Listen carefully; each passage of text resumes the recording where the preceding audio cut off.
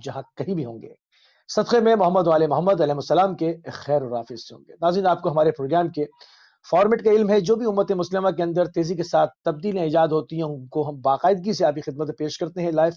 مہمانان گرامی ہمارے ساتھ جو ہے آن لائن موجود ہوتے ہیں اور لائیو کالز کے ذریعے سے آپ کے پروگرام کا حصہ بنایا جاتا ہے۔ آج اپنے روایتی انداز سے ہٹ کے تھوڑا سا جو ہے وہ شناخت طاغوت کے اوپر بات کریں گے۔ آج کا ہمارا موضوع نہایت اہم رہے گا اور دلچسپ بھی رہے گا انشاءاللہ کہ طاغوت کی سازشیں اور تدبیر الہی۔ طاغوت کیا ہے اس کو سمجھنے کی کوشش کریں گے، اور طاغوتوں کی سازشیں کیا ہوتی ہیں، کس طرح سے وہ آپ کے دین کے اوپر، آپ کے ایمان کے اوپر مختلف نعروں کے ساتھ، مختلف بہانوں کے ساتھ حملہ آور ہوتے ہیں، آپ کی دنیا بھی خراب کرتے ہیں اور آپ کا دین بھی تباہ برباد کر کے رکھ دیتے ہیں۔ تو اس میں شناخت طاغوت کو بھی ہم دیکھیں گے اور آنبائے معصومین علیہ السلام کی زندگی میں کس کس طرح سے انہوں نے طاغوتوں کے ساتھ مارکا انجام دیا، کیا تدبیریں اختیار کی، کیا طرز زندگی اپنایا۔ ان تمام چیزوں کے اوپر بات کرنے کے لیے ہمارے مہمانان گرامی میں دو شخصیتیں جو ہے وہ آپ کی ہر دل عزیز ہمارے ساتھ شامل ہیں۔ علامہ سید نسیم عباس النجوی صاحب ہمیں نجف اشرف سے انہوں نے جوائن کیا ہے، مولانا سید احمد النقوی صاحب نے ہمیں قوم المقدسہ سے جوائن کیا ہے۔ دونوں مہمانان گرامی کی خدمت میں سلام عرض کریں گے اور پروگرام میں خوش آمدید کہیں گے۔ علیکم السلام ورحمۃ اللہ وبرکاتہ۔ علیکم السلام ورحمۃ اللہ وبرکاتہ۔ جزاک اللہ، جزاک اللہ۔ پروگرام کا جو ہے وہ ناظرین باقاعدہ آغاز کرتے ہیں۔ تھوڑی دیر میں ہماری اسکرین کے اوپر ہمارے ٹیلی فون نمبرز بھی ہمارا آویزہ ہو جائے گا، اور آپ کو بھی اس ٹاپک کے حوالے سے جو بھی اس کے اندر سوال کرنا ہے، جو اپنی رائے کا اظہار کرنا ہے، وہ علماء کے سامنے جو ہے وہ ڈائریکٹ پیش کی جائے گی، اور اس کے اوپر ان سے ان کی آراء کا اظہار لیا جائے گا اور آپ کی خدمت عالیہ میں پیش کیا جائے گا۔ قبلہ علامہ نسیم عباس صاحب، چہردہ معصومین علیہ السلام کے زمانے میں طاغوت نے اپنا کیا کردار ادا کیا، کس طرح سے اس نے طاغوتی سازشیں کی، اور ان ہستیوں نے اس کے جواب میں جو حکمت عملی اختیار کی وہ کیا تھی؟ اعوذ باللہ من الشیطان الرجیم، بسم اللہ الرحمن الرحیم، الحمد للہ رب العالمین، والصلاة والسلام علی اشرف الانبیاء والمرسلین وعلی آلہ الطیبین الطاہرین، اما بعد فقد قال اللہ سبحانہ وتعالی فی بسم اللہ الرحمن الرحیم، لا اکراہ فی الدین قد تبین الرشد من الغی، ومن یکفر بالطاغوت ویؤمن باللہ فقد استمسک بالعروۃ الوثقی لا انفصام لہا واللہ سمیع علیم۔ صدق اللہ العلی العظیم۔ مسلم بھائی، بہت اچھا ٹاپک آپ لوگوں نے چوز کیا۔ میں سمجھتا ہوں اس زمانے میں پوری میں مختلف جہتوں سے جو طاغوتی فکر ہے، جو طاغوتی طاقتیں ہیں، وہ اپنا رول ادا کر رہی ہیں۔ میں آپ کے کوسچن کی طرف آنا چاہوں گا۔ سورہ بقرہ میں آیت الکرسی کے فوراً بعد جو ہے اللہ رب العزت ارشاد فرما رہا ہے، لا اکراہ فی الدین، کہ دین میں کوئی جبر نہیں ہے، قد تبین الرشد من الغی، بے شک جو ہدایت ہے وہ گمراہی سے الگ ہو چکی ہے۔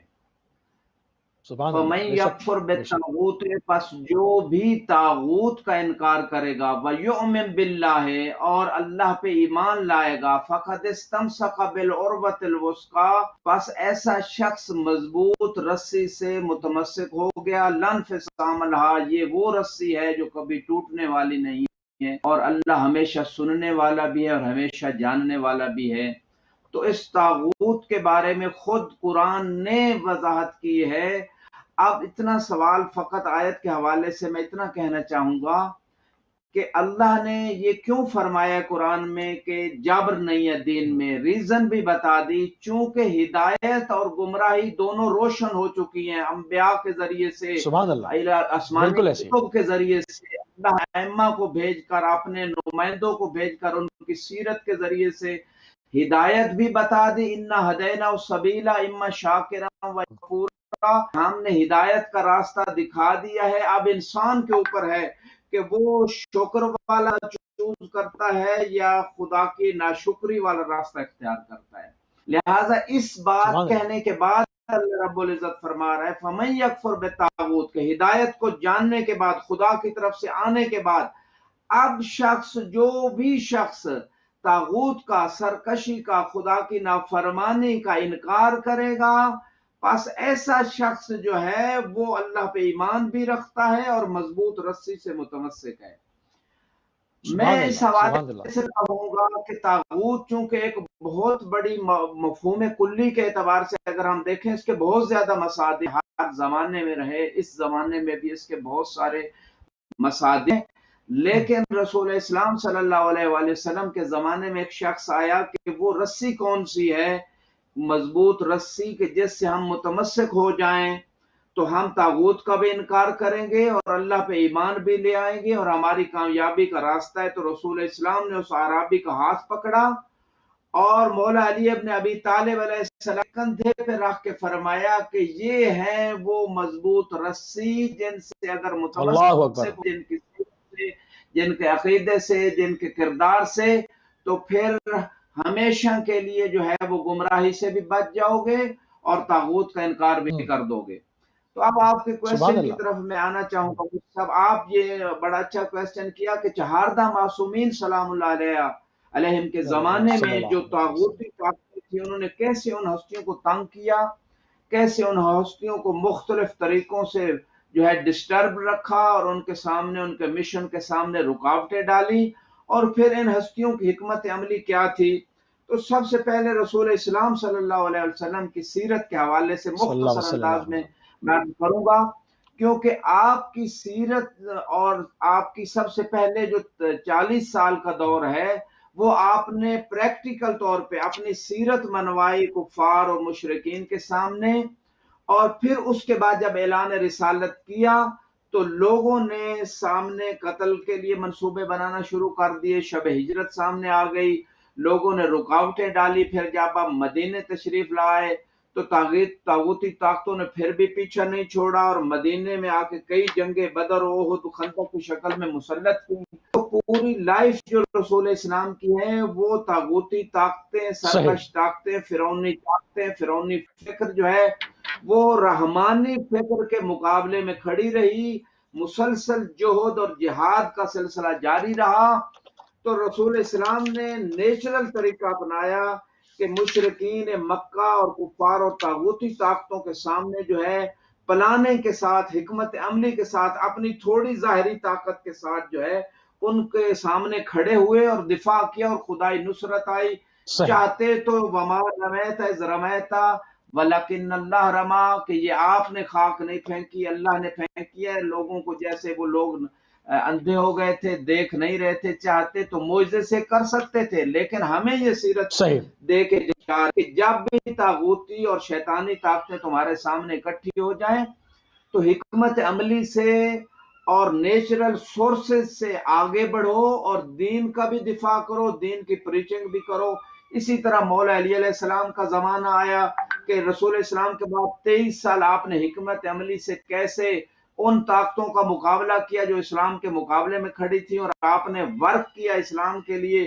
پھر جب آپ کو ظاہری حکومت ملی تو کیسے ان طاقتوں کا مقابلہ کیا حکمت عملی سے، جہاد دفاعی کے ذریعے سے، اور مختلف اپنے خطبات جو نہج البلاغہ کی شکل میں موجود ہیں امام کام کرتے رہے۔ پھر امام حسن علیہ السلام نے دین اور انسانیت اور اسلام کو بچانے کے لیے سیز فائر کی، وقتی جنگ بندی کی شروع کے اوپر امام حسین علیہ السلام کا زمانہ آیا، طاغوتی طاقتیں، شیطانی طاقتیں مزید آگے بڑھی، جو 61 حالت ہو گئی تھی اسلام اور مسلمانوں کی، اس کے لیے ایک بہت بڑی سیکریفائس کی ضرورت تھی۔ امام حسین علیہ السلام نے ان تمام شیطانی طاقتوں کو پسپا اور ان کو ان کے سامنے ڈیفینڈنگ، اس قیامت تک کے لیے اسلام کو ڈیفینڈ کرنے کے لیے آپ نے قربانی اور سیکریفائس کا راستہ اپنایا اور خون کے ذریعے سے تلوار کے اوپر فتح حاصل کی۔ اسی طرح امام زین العابدین کا زمانہ، آپ حکمت عملی کیا اپنائی کہ رونے کے ذریعے سے، دعاؤں کے ذریعے سے آپ نے خاندان کے اوپر نازل مصائب کو بیان کر کے امام زین العابدین طاغوتی طاقتوں کے سامنے کھڑے رہے۔ اسی طرح ہر امام کا زمانہ، امام صادق کو موقع ملا کہ دو طاغوت، بنو امیہ بنو عباس، یہ ظالم طاقتیں جب آپس میں ٹکرا رہی تھی تو امام علیہ السلام نے طرح کہ اپنے نانا کی ان حدیثوں کو جو رسول اسلام کی زندگی کے بعد جن کے اوپر بین کر دیا گیا تھا کہ بیان نہیں ہو سکتی اور صحابہ کو کوڑے مارے جاتے تھے، ان حدیثوں کو درس کی شکل میں دوبارہ زندہ کیا اور اصلی دین کو لوگوں تک آج تک مسلمانوں کی میراث ہے. تو یہ حکمت عملی ائمہ علیہ السلام تھی کہ جب بھی اس وقت کی جتنی شیطانی طاقتیں تھیں جن و انس کی شکل میں، ان تمام پاورز کے مقابلے میں اللہ پہ اعتماد کرتے ہوئے وہ دین ہے جو قرآن اور اہل بیت کی شکل میں موجود تھا، ایک ایسا طریقہ اپنایا جو نیچرل تھا، طبیعی تھا. اور سیرت تھوڑی کہ کسی زمانے میں بھی کوئی انسان، کوئی مومن اگر دین کو بچانا چاہتا ہے، دین کی پریچنگ چاہتا ہے، دین کے لیے کام کرنا چاہتا ہے، وہ یہ بہانہ نہیں بنا سکتا کہ معصومین کے پاس تو ایسے سورسز تھے، معجزاتی سورسز تھے، بلکہ اس کے پاس بھی ائمہ نے بھی نیچرل طریقہ غالباً اپنایا ہے. اسی طرح اس دور میں بھی ہر شخص جو ہے اس نیچرل طریقے کو اپنا کے امام علیہ السلام کی سیرت پہ، ائمہ کی سیرت کا دین کو پہنچا بھی سکتا ہے، دین کو بچا بھی سکتا ہے. لہذا خلاصہ کلام آپ کے سوال کا میں یہ دینا چاہتا ہوں آخری جملوں میں کہ ائمہ 14 معصومین کی سیرت ہمیں یہی بتاتی ہے کہ جتنے بھی مشکل حالات آپ دین کو پہلے اپنی سیرت میں اپنائیں اور پھر قول کے ذریعے حکمت و دانائی سے دوسرے مومنوں کے ساتھ مل کے ایک اجتماعی شکل میں ان طاغوتی طاقتوں کا مقابلہ بھی کریں اور دین حقیقی کو پہنچاتے رہیں. سبحان اللہ، سبحان اللہ. بہت ہی عمدہ طریقے سے علامہ سید نسیم عباس نسوی صاحب آپ نے جو ہے وہ بتایا کہ 14 معصومین علیہ السلام کی سیرت کیا تھی، اور زمانے بدلتے رہے ہیں، طریقے بدلتے رہے ہیں، نئی جنریشنز آتی رہی ہیں، ان کے تقاضے مختلف رہے ہیں. ائمہ نے بھی جو ہے وہ ان تقاضوں کے اعتبار سے تدبیر میں بھی تبدیلیاں کی، اور ہر زمانے کے اعتبار سے جو تدبیریں پیش ہوئیں وہ تاریخ نے قلم بند کی. آپ نے بہت ہی احسن انداز میں کم ٹائم میں رہتے ہوئے ان چیزوں کو برملا بھی کیا. سید احمد صاحب، آپ ہمارے ساتھ قم سے شامل ہیں. ہم آپ سے تھوڑا سا اس پروگرام کو جو ہے وہ ناظرین مزید جو ہے وہ اور کھولیں گے، اور اس کے بعد جو ہے وہ آپ بھی پروگرام میں ہمارے ٹیلی فون نمبر کے ذریعے سے شامل ہو سکیں گے. طاغوت کی تعریف کیا ہے؟ طاغوت کہتے کس کو ہے؟ اس کے اندر قوم ہماری آج تک پھنسی ہوئی ہے کہ طاغوت قرآنی اصطلاح ہے، اور قرآن اس طاغوت کو کن معنوں میں کہتا ہے. لوگ عموماً لوگوں کے ذہن میں یہ ہے کہ وہ لوگ جنہوں نے کلمہ نہیں پڑھا، جو لوگ اسلام نہیں لائے، جو لوگ یا اچھے لوگ جو نہیں ہیں وہ طاغوت ہوتے ہیں. اور کیا یہ طاغوت جو ہے وہ کن کن شکلوں میں ہوتے ہیں؟ کہ ہمارے گھروں کے اندر بھی طاغوت پائے جاتے ہیں، کہ ہماری سوسائٹی کے اندر بھی طاغوت ہے؟ طاغوت ہے کیا؟ تھوڑا طاغوت کو کھولیں قبلہ.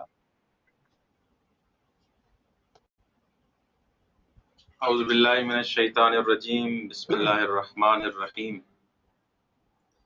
بی نستعین وهو خیر ناصر و معین، وصلی اللہ علی سیدنا و نبینا بالقاسم محمد وعلی آلہ الطیبین الطاہرین المعصومین، لا سیما بقیت اللہ فی الارضین، روحی و ارواح العالمین لتراب مقدم الفدا.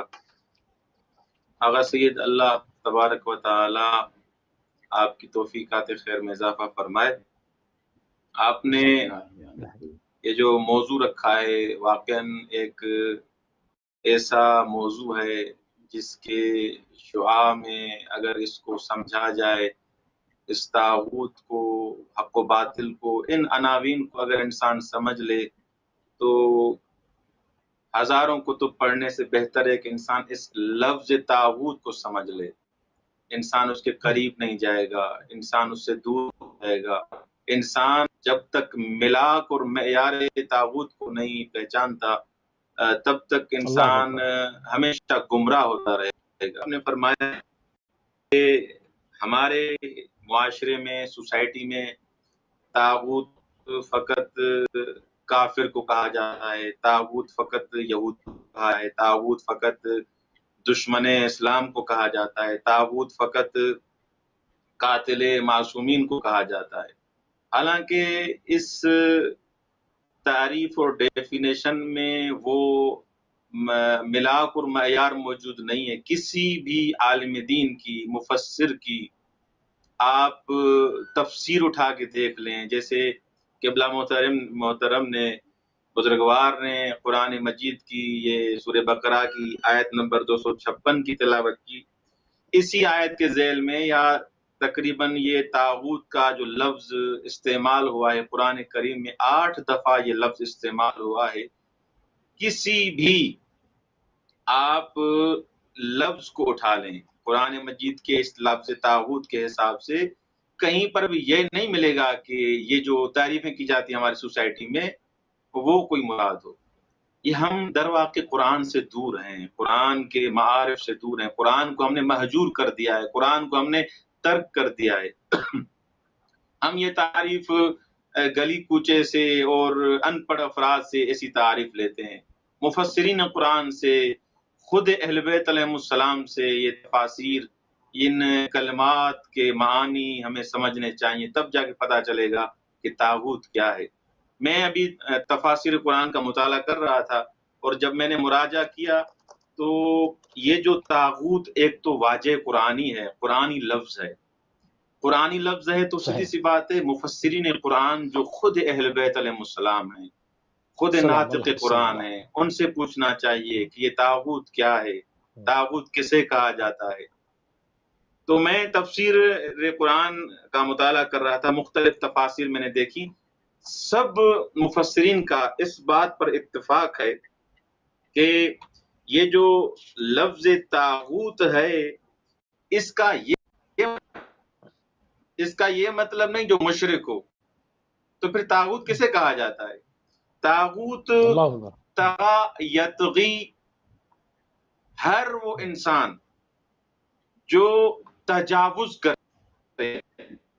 کرنے کو، حد سے زیادہ اپنے آپ کو سمجھنا، اس کی جو محدودیت ہے، اس کا جو دائرہ ہے، اس دائرے سے نکل آئے یا کسی کو دائرے سے بڑھائے، حالانکہ وہ کوئی بھی چیز ہو. اہل بیت علیہ السلام کر اہل بیت کے مقام سے بڑھاتا ہے پھر بھی طاغوت ہے، اہل بیت کے مقام سے کم کرتا ہے پھر بھی طاغوت ہے. خدا کو خدا کے مقام سے بڑھائے گا پھر بھی طاغوت ہے، خدا کو خدا کے مقام سے کم کرے گا پھر بھی طاغوت ہے. حتیٰ کہ اپنے لیے ایک انسان عالم نہیں ہے، پڑھا لکھا نہیں ہے، لیکن معاشرے میں اس نے امامہ پہنا ہوا ہے، اپنے آپ کو علامت الدہر سمجھتا ہے، یہ طاغوت ہے. یہ در واقع طاغوت ہے قرآنی تعریف کے حساب سے. کیوں؟ کیونکہ وہ حد سے تجاوز کر رہا ہے، وہ جو معیار قرآنی ہے اس کو اس نے چھوڑ دیا ہے، یہ تجاوز کر رہا ہے در واقع. ہر وہ چیز جو حد سے تجاوز کرے اس کو مفسرین نے طاغوت کہا ہے.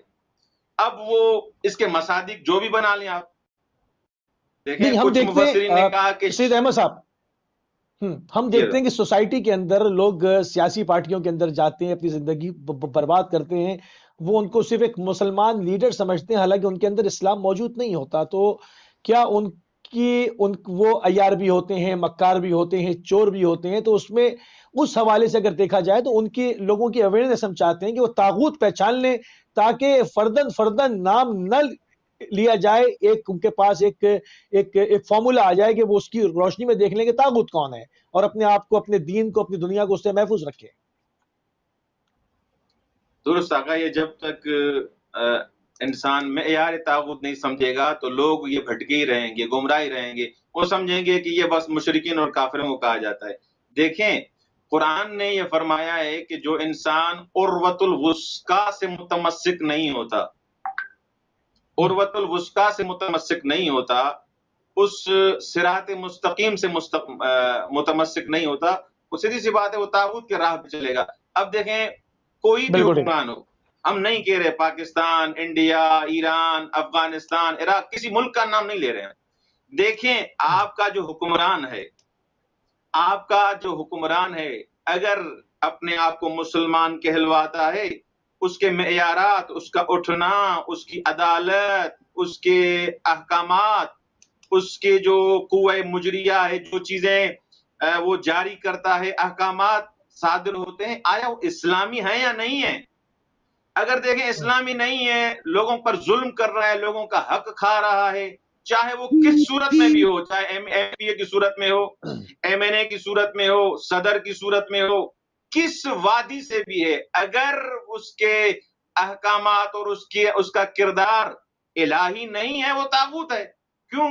کیونکہ بلاخر وہ حد جو اللہ نے اس کو عطا کی تھی، جو خدا نے اس کو عطا کی تھی، جو لوگوں کے ووٹ لے کے آیا تھا تو میں آپ کو یہ سہولتیں عطا کروں گا، یہ کام آپ کے کروا کے دوں گا، لیکن وہاں گیا منحرف ہو گیا، پیسے کا پجاری بن گیا، وہ حد اعتدال سے نکل گیا. اسی کا تو نام طاغوت ہے. قرآن اسی شخص کو، اسی فرد کو جو اپنے وظیفے کو، اپنی ذمہ داری کو نہیں نبھاتا، اس ذمہ داری سے ہٹ جاتا ہے، اس ذمہ داری سے تجاوز کرتا ہے، چاہے وہ کس شکل میں بھی ہو، کوئی بھی ہو، حتیٰ کہ علماء، مولا علی ابن ابی طالب علیہ الصلوۃ والسلام نے اسی وجہ سے علماء کی تقسیم کی. کچھ علماء ربانی ہیں، کچھ علماء حق ہیں، کچھ علماء فاسد ہیں. ایسے تو نہیں کہ مثلا کوئی شخص آئے اور اہل بیت علیہ السلام کے حق میں اگر الٹی سیدھی بات کہتا ہے، کیا آیا وہ طاغوت نہیں ہے؟ اس کو طاغوت کہہ سکتے ہیں؟ نہیں. لوگ گھبراتے ہیں، ہم اسے طاغوت کیسے کہیں؟ قرآن نے تو اس کو شیطان کو طاغوت کہا ہے. مولا امام جعفر صادق علیہ الصلوۃ والسلام اور مولا رضا علیہ الصلوۃ والسلام سے سوال پوچھا گیا، مولا طاغوت کون ہے؟ طاغوت کی تعریف کریں. مولا نے فرمایا ہم الذی غصبوا آل محمد علیہ السلام. اللہ نے فرمایا طاغوت وہ ہیں جنہوں نے آل محمد کا حق غصب کیا، وہ طاغوت ہے.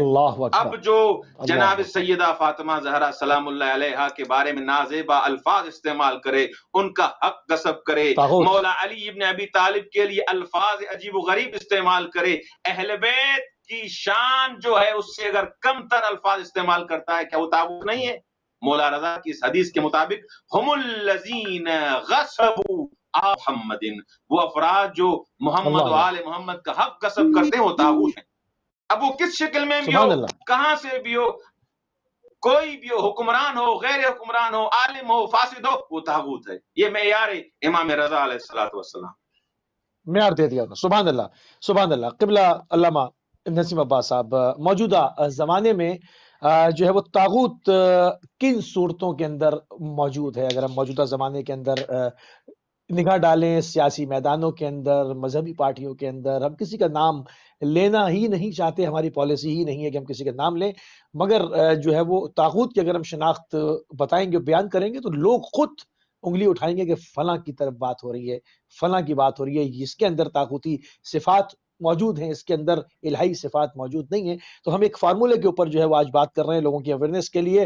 اور مقابلے طاغوت کیسے ممکن ہے؟ زمانے کے طاغوت کون سے ہیں اور مقابلے طاغوت؟ نسیم عباس صاحب بسم اللہ.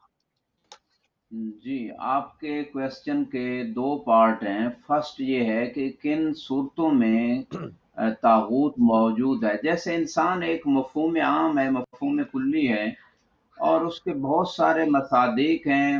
اس وقت 7 ملین سے بھی زیادہ دنیا، بلین، کئی ملین جو ہے وہ دنیا اس وقت 7 ارب سے زیادہ تجاوز کر چکی ہے. تو یہ سارے مصادیق ہیں مفہوم انسان کے. اسی طرح مفہوم طاغوت جو ہے یہ ایک عام اور کلی مفہوم ہے، اور اس مفہوم کے بہت سارے مصادیق ہیں، اور وہ افراد کی شکل میں ہیں، بلکہ ہر فرد کے اندر، جیسے مولانا صاحب بھی کچھ جزیات بیان فرما رہے تھے کہ ہر فرد کے اندر جو ہے طاغوت کی بعض شکلیں موجود ہیں، سوائے ان ہستیوں کے جو معصوم ہیں، سوائے ان ہستیوں کے جنہوں نے اپنے نفوس کا تزکیہ تامہ کیا ہے. ورنہ ہر شخص جو ہوتا ہے اس کے اندر کوئی نہ کوئی شکل کسی نہ کسی مرحلے میں، کسی نہ کسی فکر میں، کسی نہ کسی فعل میں طاغوت کی کچھ نہ کچھ مقدار موجود ہوتی ہے. ہاں، اس مقدار کے بھی لیول ہیں، یعنی کسی میں زیادہ لیول ہے، کسی میں کم ہے. کسی میں طاغوت اور سرکشی کی زیادہ جہتیں اور سائڈ ڈائریکشن جمع ہو گئی ہیں، کسی میں بعض جہتیں طاغوت اور سرکشی جمع ہیں. میں چند ایگزامپلز دوں گا. مثال کے طور پہ شرک ہے سرکشی کی سب سے بڑی جو ہے وہ ایک کائنڈ ہے. جیسے کہ قرآن نے بھی کہا ان شرک ظلم، شرک بہت بڑا ظلم ہے. اب آپ دنیا میں دیکھیں، یہ سرکشی جو ہے 7 ارب جو پاپولیشن ہے اس سے زیادہ، اس میں زیادہ تر لوگ جو ہیں دنیا میں مشرک ہیں، اور یہ سرکشی کی بڑی ایگزامپل اور طاغوت کی سب سے بڑی مثال ہے. پھر اس کے بعد آپ کتنے لوگ ہیں جو آخری نبی کی نبوت کو نہیں مانتے، یہ طاغوت اور سرکشی کی ایک قسم ہے. پھر 12 ائمہ کی امامت کا اقرار ایسے ہی ہے جیسے 1,24,000 نبیوں کی نبوت کا اقرار ہے، اور یہ چیزیں آیات اور روایات متواترہ سے ازہر من الشمس ہیں، لیکن کتنے لوگ ہیں جو 12 ائمہ کو امام نہیں مانتے. یہ طاغوت اور سرکشی کی ایک سچویشن اور صورت ہے. اور اس کے بعد آپ چلے جائیں، جو لوگ یہ ساری چیزیں، قیامت بھی ہے، عقیدے کے اعتبار سے نبوت، امامت، توحید، سارے عقیدے ٹھیک ہیں، لیکن بات پھر وہاں آگے جا کے اطاعت کی آتی ہے. اطیعوا الرسول، اطیعوا اللہ و اطیعوا الرسول و اولی الامر منکم، کہ اللہ کی اطاعت کرو، رسول کی اطاعت کرو، صاحبان امر یعنی 12 ائمہ کی اطاعت کرو. جب مرحلہ اطاعت آتا ہے تو وہی مومن ہے، مومن، لیکن مرتبہ ضعیف ہے، کیونکہ عقیدے کے ساتھ معصومین کے فرامین میں ملتا ہے کہ کسی کے ایمان کو جانچنا چاہتے ہو، جیسے آج لیبارٹری ٹیسٹ ہوتے ہیں مختلف بیماریوں کے چیک اپ کرنے کے لیے، تو ٹیسٹ سے پتہ چلتا ہے کہ کون سی بیماری ہے. اس ایمان کا ٹیسٹ جو روایات میں معصومین نے بتایا وہ عمل صالح ہے. انسان کے عمل سے جانچا جائے گا کہ اس کا ایمان کتنا قوی ہے یا کتنا ویک ہے. اب بات یہ ہے کہ یہ بھی ایک سرکشی کا مرحلہ ہے، طاغوت کا مرحلہ ہے. ایک بندہ اللہ کو اور عقیدے میں ساری چیزیں اس کی ٹھیک ہیں، لیکن مقام عمل میں نماز چھوڑتا ہے، مقام عمل میں بغیر عذر شرعی کے روزے کو چھوڑ دیتا ہے، حج نہیں کرتا، زکوٰۃ نہیں دیتا، خمس نہیں دیتا، سچ نہیں بولتا، غیبت کرتا ہے، تکبر کرتا ہے، حسد کرتا ہے، بغض رکھتا ہے ایک مومن سے، مومن کا احترام نہیں کرتا. بہت سارے ایسے امور ہیں جو عموم میں ہمارے ڈیلی لائف میں ہیں، اور ان ڈیلی لائف میں جتنا کوئی شریعت سے دور ہوتا ہے، جتنا کوئی اطاعت خدا اور رسول اہل بیت سے دور ہوتا ہے، جتنا کوئی قرآن اور اہل بیت کے فرمان سے دور ہوتا ہے، وہ اتنی مقدار میں طاغوت کی پوجا میں ہے اور طاغوت کی اطاعت میں ہے اور سرکشی میں ہے. جیسے میں ایک اور مزید تھوڑا اس کو وضاحت کرنے کے لیے کہ بعض اوقات ایک قبلہ کالر بھی ساتھ ہیں، ان کو بھی شامل کر لو. جی بہت کالر کو بھی، جی ہاں جی، کالر کو بھی شامل کر لیتے ہیں. السلام علیکم ورحمۃ اللہ. وعلیکم السلام موسی بھائی، یا علی السلام مدد. علیکم السلام مولا علی مدد. بسم اللہ جی. قبلہ صاحبان کی خدمت ہے میرا السلام علیکم یا علی السلام مدد. ماشاء اللہ قبلہ صاحب، اللہ تعالیٰ آپ کو سلامتی عطا فرمائے، ترقی عطا فرمائے. آپ ضرور سرکار مولا کائنات علی بن ابی طالب علیہ السلام اور قبلہ صاحب علی نقوی صاحب، آپ کی دعا کیجیے گا کہ پاک پروردگار اس دنیا سے محرم کے آنے سے پہلے اللہ پاک اس وبا کو اس دنیا سے دفع دور کرے اور ماشاءاللہ مظلوم کربلا کی آزادی ہو. تو میں ایک سوال قبلہ صاحب کے سامنے رکھوں گا. بات نقوی صاحب نے ایک بات کی تھی، طاغوت کا مطلب سمجھایا تھا، قرآن کی آیت پڑھی تھی، تو قبلہ صاحب نے ایک سنایا تھا کہ جب کسی صحابی نے پوچھا تو وہ لے کے مولا کائنات کے سامنے چلے گئے کہ یہی وہ رسی ہے کہ اس کو تھامے رکھو. تو کیا قبلہ صاحب رسالت مآب صلی اللہ علیہ وآلہ وسلم کی اس دنیا سے تشریف لے جانے کے بعد جن لوگوں نے مولا کائنات علی بن ابی طالب علیہ السلام کو چھوڑ دیا، آج تک وہ نظام ہے، کیا وہ طاغوتی نظام ہے اور امت کا بہت سا حصہ اس نظام کے پیچھے چلتا آ رہا ہے، اس نظام کے پیچھے چلتے ہیں جو جس طرح آپ نے بتایا کہ جس نے مولا کائنات علی بن ابی طالب علیہ السلام کو چھوڑ دیا وہ طاغوتی ہے. ظاہری سی بات ہے، یہ ایک حدیث ہے رسالت باب صلی اللہ علیہ وآلہ وسلم کی. تو وہ نظام تو آج تک چل رہا ہے. اگر کوئی بات کرے اس نظام کے خلاف، کیونکہ انسان کا تو کوئی نام ہی نہیں لیتا، نہ کوئی لے گا، اگر اس نظام کے خلاف بات کرے گی یہ نظام ہی غلط تھا، وہاں جو سکیفہ میں بنا تھا یہ سسٹم ہی غلط تھا، تو اس کے اوپر قبلہ صاحب یہ فتوے کیوں صادر کر دیے جاتے ہیں کفر کے قبلہ صاحب. خدا حافظ یا علی السلام مولا علی مدد. جزاک اللہ صاحب ہمارے ساتھ شامل ہوئے. جی قبلہ آپ اپنی بات مکمل کریں، پھر بھائی کا سوال بھی شامل کر لیتے ہیں. جی تو میں یہ عرض کر رہا تھا کہ ہر فرد میں اور بلکہ ہر گھر میں، ہر سوسائٹی میں، ہر کنٹری میں جہاں آپ چلے جائیں تو طاغوت کے جو مفہوم ہے، جو اس کے مصادیق ہیں، وہ ہمیں مختلف صورتوں میں ملیں گے. آج کے دور میں، ماڈرن دور میں جو میڈیا کا دور ہے، میڈیا خود ٹھیک ہے، اس سے پازیٹیو فائدے لیے جا رہے ہیں. جو پازیٹیو لوگ ہیں، جو دیندار ہیں، وہ اسے اسلام کو سمجھ رہے ہیں، دین پہ عمل کر رہے ہیں، انسانیت کی خدمت کر رہے ہیں، آگے اچھی چیزوں کو پہنچا رہے ہیں. یہ لیکن بہت کم پرسنٹیج ہے. لیکن اسی میڈیا کو جو ایز اے طاغوت یوز کیا جا رہا ہے اس دور میں، چاہے دنیا کی آج جو میڈیا وار جو پوری دنیا پہ کنٹرول کرنے کے لیے، چاہے اقتصادی جنگ ہو، چاہے جو دوسری جنگ ہے وہ ایک میڈیا کے ذریعے لڑی جا رہی ہے اور لوگوں کی ثقافت اور کلچر اور ان کے دین کو خراب کیا جا رہا ہے، خصوصاً یوتھ جنریشن جو ہے ان سے جو ہے وہ اس طرح کھینچا جا رہا ہے تیزی سے کہ ہر لحظہ ان کی فیڈ کی جا رہی ہیں غلط چیزیں. تو یہ سارا میڈیا بھی جو اغلب میڈیا ہے تقریباً سوائے ایک چند % میڈیا کو چھوڑ کے وہ بھی طاغوت کی شکل بن چکی ہے اس دور میں. اور اس دور میں طاغوت کی ایک اور شکل میں آپ کی خدمت میں عرض کروں، وہ ہے رزق حرام. جو مختلف سورسز آ چکے ہیں رزق کمانے کے، اس میں رزق حرام کا جنبہ بہت بڑا ہے. اس وجہ سے انسان سرکش ہوتا ہے. جب حرام رزق انسان کو ملتا ہے، کھاتا ہے، نہ عبادت قبول ہوتی ہے، نہ خدا کی محبت، نہ دین کی محبت، نہ آخرت کی چاہت، نہ دوسروں کے رائے حل کیا جاتا ہے. لہٰذا وہ انسان خود بخود آہستہ آہستہ حرام رزق کھانے سے طاغوتی ایک شکل بنتا چلا جاتا ہے. اس کا کردار، اس کی فکر، اس کے اعمال سارے طاغوتی بنتے چلے جاتے ہیں. تو مختصر یہ کہنا چاہتے بھی کی تو رسول اسلام کے بعد اگر اہل بیت کا حق دے دیا جاتا، اور جناب فاطمہ سلام اللہ علیہ کا یہ فرمان مبارک بھی ہے کہ رسول اسلام کے بعد اگر ہمارے ایک کے بعد دوسرے کو حق دیا جاتا تو آج پوری دنیا میں کہیں بھی، وہ فرماتے ہیں، کہیں بھی شرک نہ ہوتا،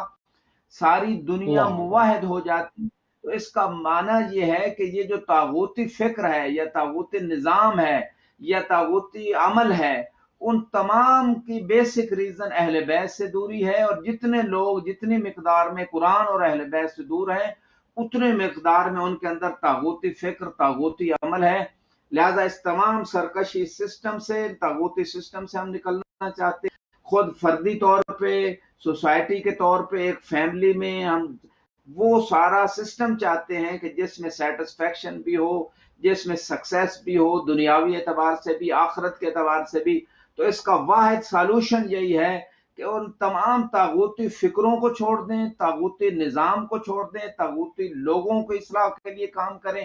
اگر ہو جائے اصلاح تو ٹھیک ہے، اگر نہ ان کی اصلاح ہو تو پھر اس سسٹم سے دور رہیں اور ایسے سسٹم کے لیے کام کریں کہ جس کے لیے ڈاکٹر اقبال نے کہا تھا دنیا کو ہے اس مہدی برحق کی ضرورت، برحق کی ضرورت. سبحان اللہ، سبحان اللہ. اچھا، ان کا ایک سوال بھی یہ تھا کہ رسول اللہ صلی اللہ علیہ وآلہ وسلم کی تشریف لے جانے کے بعد امت کا ایک بہت بڑا حصہ ہے جو کہ مولا امیر المومنین سے منحرف ہو گیا. ان کو جو ایک ولایت کا سسٹم تھا، بات کو واضح کر دیں کہ بہت سارے لوگ ہیں آج بھی ولایت کے سلسلے کی حامی بھرتے ہیں، مگر تسلسل ولایت سسٹم میں ولایت کے قائل نہیں ہے. وہ رسول اللہ کے بعد جانشینی کے معاملے میں امیر المومنین کو سر فہرست نہیں رکھتے.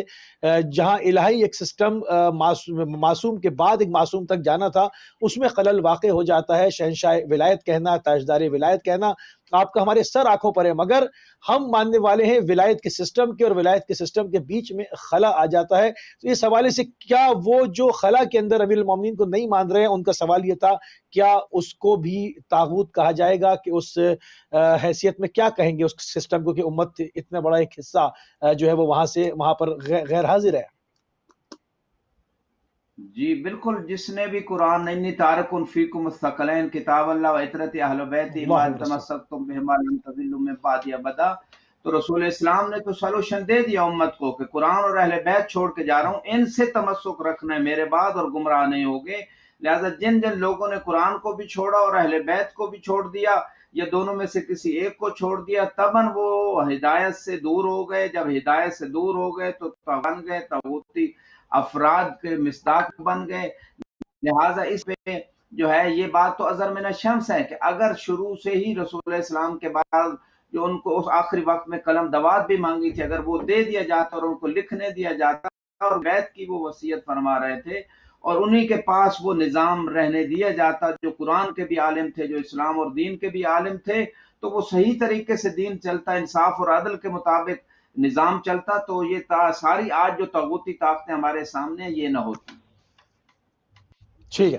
بہت عمدہ جو ہے وہ اپنے موضوع کو مزید جو ہے وہ کنٹینیو کریں گے اور اس کو مزید پھیلانے کی اور کوشش کریں گے تاکہ آپ کے اذہان عالیہ تک جو ہے وہ مزید بات ہماری روشن ہو جائے. سید احمد صاحب، حق اور باطل کا معیار کیا ہے؟ تھوڑی سی اور کھل کے جو ہے وہ اس کے اوپر بات کر لی جائے، کیونکہ طاغوت کی تعریف بیان ہو چکی ہے. طاغوت کن شکلوں میں ہوتا ہے، سیاسی جو انداز ہے وہ طاغوت کا کیا ہے. ابھی ہم اس کو بہت گراس روٹ لیول تک لے کر آئیں گے تاکہ جو چھوٹے چھوٹے طاغوت ہیں ان کو بھی جو ہے وہ تشتزبام کیا جا سکے، ان کے بھی چہروں کے اوپر سے نقابیں اتاری جا سکیں اور ان کے بھی منوس چہرے جو ہیں جو سفید نقابوں میں انہوں نے پوشیدہ کیے ہوئے ان کو عیاں کیا جا سکے. ہم وہاں تک اس پروگرام کو لے کر جائیں گے. بہرحال حق اور باطل کا قبلہ کیا معیار ہے؟ کلام معصوم اور قرآنی آیات کی روح سے اس کو بیان فرمائیے. جی آقا مولا آپ کو سلامت رکھے. بہترین آپ نے سوال کیا. دیکھیں آگا کلی حساب سے اگر حق کی تعریف کی جائے تو ہر وہ وجود جو منبع خیر و سعادت ہے، بشر کی اس میں سعادت ہے، خیر ہے، بخت اس میں، اس کو کہا گیا. اس حساب سے خداوند متعال حق مطلق ہے اور تمام سعادتیں، برکتیں، زمین، آسمان، قرآن کریم، اہل بیت علیہم السلام، یہ یکتا، توحید، یہ سب منشأ ہدایت اور وہ چیز جو منشأ بدبختی، شقاوت اور نفاق، ان چیزوں پر جو چیزیں مشتمل ہیں ان کو باطل کہا جاتا ہے. جیسے شیطان، بت پرستی، منافقت، تظاہر، ریا، نفاق، دروئی، یہ ان چیزوں کو باطل کہا گیا ہے. جیسے ایک حدیث ملتی ہے خود قرآن کریم کی اس آیت کے ذیل میں، سورہ انعام کی آیت ہے، آیت نمبر 62، ثم ردوا الی اللہ مولاہم الحق الا لہ الحکم وہو اسرع الحاسبین. اب اس آیت کے ذیل میں ایک روایت جو امام جعفر صادق علیہ السلام سے منقول ہے. مولا فرماتے ہیں کہ ان ابی عبداللہ، یہ سارا سلسلہ، قال دخل مروان بن حکم المدینہ فاستلقى علی السریر. مروان بن حکم لیٹا ہوا تھا تخت پر. ثم مولا للحسین، مولا کا جو خادم تھا مولا حسین علیہ السلام کا، وہ بھی وہاں پر موجود تھا. یہ مروان جہاں پر تھا وہاں پر مولا حسین کا خادم بھی تھا، عبد تھا. اس وقت مروان نے یہ قرآن کی آیت تلاوت کی. دیکھ رہے ہیں معیار حق و باطل مولا حسین سے پوچھتے ہیں. فقال ردوا الی اللہ مولاہم الحق الا لہ الحکم وہو اسرع الحاسبین، کہ خداوند متعال طرف سارے بندے پلٹتے ہیں. مولا حقیقی خداوند متعال ہے، اپنے آپ کو حق پر سمجھ رہا تھا کہ ہم حق کی طرف پلٹ رہے ہیں، لوگوں کو دھوکہ دے رہا تھا. تو جیسے ہی وہ خادم وہاں پر تھا، مولا حسین کی بارگاہ میں آیا. فقال الحسین لمولا ماذا قال ھذا حین دخل. اس سے پوچھا کہ یہ مروان جب آیا تو اس نے کیا پڑھا؟ تو اس نے کہا قال استلقى على السرير فقرأ ردوا الى الله مولاهم الى قوله الحاسبین. یہ قرآن کی آیت پڑھی، سورہ انعام کی آیت نمبر 62. مولا کو بتایا سارا ماجرا. تو مولا نے فرمایا قال الحسین علیہ السلام نعم واللہ رددت انا ورد هو واصحابه الى النار. خدا کی قسم، مولا فرماتے ہیں واللہ، جی وہ آیتیں پڑھتا ہے لیکن خدا کی قسم، رددت انا و اصحابی، میں اور میرے اصحاب، الی الجنہ، ہم اللہ کی طرف پلٹیں گے، ہم جنت میں جائیں گے، ہم بہشت میں جائیں گے، ہم حق ہیں. وہ حق کی تفسیر کر رہا تھا کہ میں حق ہوں. مولا حسین نے فرمایا میں اور میرے اصحاب جنت کی طرف جائیں گے، ورد ہوا، وہ مروان، وہ اصحاب اور اس کے اصحاب الی النار، جہنم میں جائیں گے. تو معیار حق و باطل امام حسین علیہ السلام کہ نگاہ میں واضح ہے کہ معیار حق و باطل اگر آپ کو دیکھنا ہے تو ایک شناخت اہل بیت علیہ السلام ہے. اچھا، دوسری شناخت جو مولا علی علیہ السلام اور دوسری روایات میں یعنی کئی معصومین سے یہ روایت منقول ہے کہ للباطل جولۃ وللحق دولۃ. للباطل جولۃ وللحق دولۃ. باطل فقط کچھ لحظوں کے لیے ہوتا ہے. سمندر کی چھوٹیاں آپ نے دیکھی ہوں گی، وہ چند لمحوں کے لیے موجیں آتی ہیں گزر جاتی ہیں. للباطل جولۃ، یہ باطل ہے. جھاگ جو آتی ہے نا سمندر میں شوری کے بعد ہوتی ہے، وہ کچھ لحظوں کے بعد ختم ہو جاتی ہے. مولا فرماتے ہیں للباطل جولۃ. یہ باطل کتنی دیر حکومت کرے گا؟ 2 سال، 50 سال، 200 سال. اس کے لیے جولۃ، یہ تھوڑے لمحے کے لیے یہ حکومت کرے گا. وللحق دولۃ، لیکن حق پائیدار ہے، ثابت قدم ہے، جاودانہ ہے. دولت یعنی ہمیشہ حق رہنے والا ہے. اور پھر مولا نے تفسیر کی کہ جب امام زمانہ جل اللہ فرجہ شریف آئیں گے تو یہ جو اظہار کریں گے یہ پورے اس باطل پہ مولا امام زمانہ کا غلبہ آ جائے گا. اس وقت للحق دولت، اس وقت یہ حق پائیدار ہو جائے گا. یہ باطل 200 سال، 500 سال، 1400 سال، 2000 سال حکومت اس نے کی، لوگوں پر ظلم کیا، یہ طاغوت کے سائے میں رہے، لیکن للحق دولت، لیکن دولت اور پائیدار ہونا، جاودان ہونا، وہی جنت کی طرف اشارہ جو مولا حسین علیہ السلام نے فرمایا الحق سیف قاطع. ایک معیار یہ ہے، مولا علی ابن ابی طالب علیہ السلام نے فرمایا الحق ثقیل مر. حق کسی کو پسند نہیں ہوتا جلدی میں. حق مولا فرماتے ہیں ثقیل ہے، وزنی ہے. اب بھائی کو بھی کہیں گے حق، لیکن وزنی مر. حق ثقیل بھی ہے، حق کڑوا بھی ہے، لیکن جاودانہ ہے، لیکن پائیدار ہے، لیکن ہمیشہ رہنے والا ہے. وَرُبَّ شَهْوَةِ سَاعَةٍ تُورِثُ حُزْنًا طَوِيلًا. مولا فرماتے ہیں ادھر باطل، ادھر طاغوت. ذرے کی شہوت، ایک لمحے کے لیے شہوت، تھوڑے لمحے والی شہوت، ایک لحظے کے لیے شہوت میں گرفتار ہو گیا، باطل میں گرفتار ہو گیا، طغیانی اس میں آ گئی، طغیانی آ گئی. جیسے دریا میں طغیانی آتی ہے، طغیانی آئی، تھوڑے لحظے کے لیے طغیانی تھی، لیکن تورثو حزنا طویلا. لیکن یہ تھوڑے مزے کے لیے، تھوڑی دیر کی شہرت کے لیے، تھوڑی دیر کی حکمرانی اور مزے کے لیے اہل بیت علیہ السلام کے سامنے آیا یا اس شہوت میں گرفتار ہوا. تورثو حزنا طویلا، یہ ساری زندگی غمگین رہے گا، جہنم میں بھی پچھتائے گا کہ کاش میں علی والا ہوتا، کاش میں مولا کے حق مولا کو مان لیتا، کاش میں مولا حسین کے راستے کو مان لیتا. اور آخری بات میں اس کے ذیل میں بیان کروں اور میں اس وادی کو، اس ٹاپک کو تمام کروں.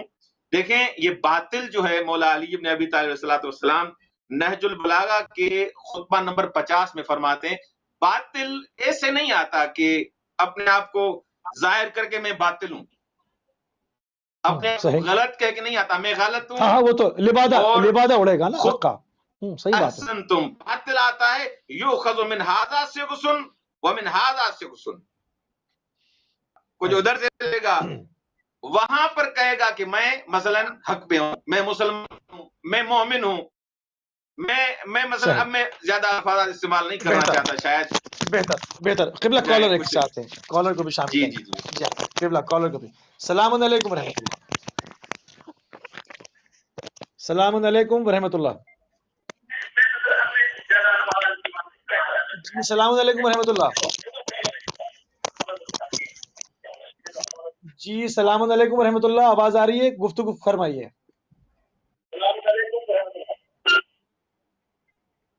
جی میں معذرت چاہتا ہوں، آپ جب بھی لائیو کال کریں لائیو پروگرام میں تو ٹی وی کی آواز کو بند کر دیا کریں، زیادہ ہم ہولڈ نہیں کر سکتے.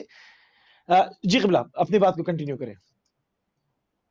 جی اگر میں بیان کر رہا تھا کہ حق اور باطل کا ایک معیار یہ ہے کہ اگر باطل کو پہچاننا ہے تو باطل آپ کو میدان میں نہیں ملے گا کہ وہ بابانگے دو کہہ رہا ہوگا کہ میں باطل پہ ہوں، ان الباطل، نہیں، وہ کہے گا ان الحق، ان الحق، هذا الحق بے شک جیسے جنگ صفین میں ہوا کلمت یراد بها الباطل، لا الہ الا اللہ کہہ رہے تھے، لا الہ الا اللہ میں کیا ہے؟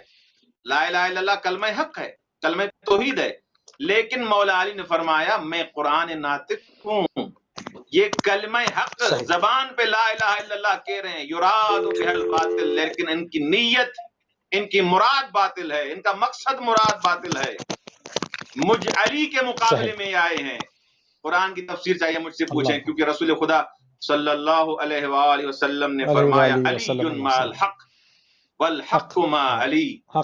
حضرت مالک اشتر نے فرمایا کہ تم کیوں اندھے ہو گئے ہو، گونگے ہو گئے ہو، بہرے ہو گئے ہو، جب رسول خدا کی حدیث موجود ہے کہ اگر فتنے ہو جائیں تو اس وقت اگر تمہیں کوئی راہ نہ ملے، دیکھو علی کہاں ہے، علی کہاں جا رہا ہے، علی کے راستے کو دیکھو، علی مع الحق والحق مع علی، حق علی کے ساتھ ہے، والحق یدور حیثما دار علی، حق بھی ادھر جائے گا جہاں علی جائے گا۔ معیار حق نہیں ہے، معیار علی ہے، معیار حق نہیں ہے، معیار حسین ہے، حسین جہاں ہوگا حق بھی وہاں ہوگا، یہ معیار حق و باطل ہے۔ سبحان اللہ، سبحان اللہ، بہت ہی عمدہ، بہت ہی عمدہ خطوط کے ساتھ ہماری گفتگو جو ہے وہ ناظرین جاری و ساری ہے۔ ہم پوری کوشش کر رہے ہیں کہ مارکہ حق و باطل کو جو ہے وہ سادہ الفاظوں میں، آسان الفاظوں میں آپ کے لیے آسان کر دیا جائے، حل کر دیا جائے، تاکہ آپ کے اذہان عالیہ کے اندر یہ باتیں جو نوجوان ہمارے دیکھ رہے ہیں ان کے اذہانوں تک یہ باتیں کلیئر ہو جائیں، کیونکہ بعض جگہوں پہ بڑی ثقیل الفاظ جو ہے وہ استعمال کیے جاتے ہیں جو کہ ہماری درسی کتب ہوتی ہیں، تو علماء یہی محنت کرتے ہیں، اپنا وقت نکالتے ہیں، ٹی وی پر آتے ہیں تاکہ ان ثقیل باتوں کو کھول کھول کر بیان کیا جائے اور انٹریکٹ کیا جائے، تاکہ آپ کے سوالات بھی جو ہوں وہ بھی جو ہے وہ اس کے بھی جواب دی جائیں۔ السلام علیکم ورحمۃ اللہ۔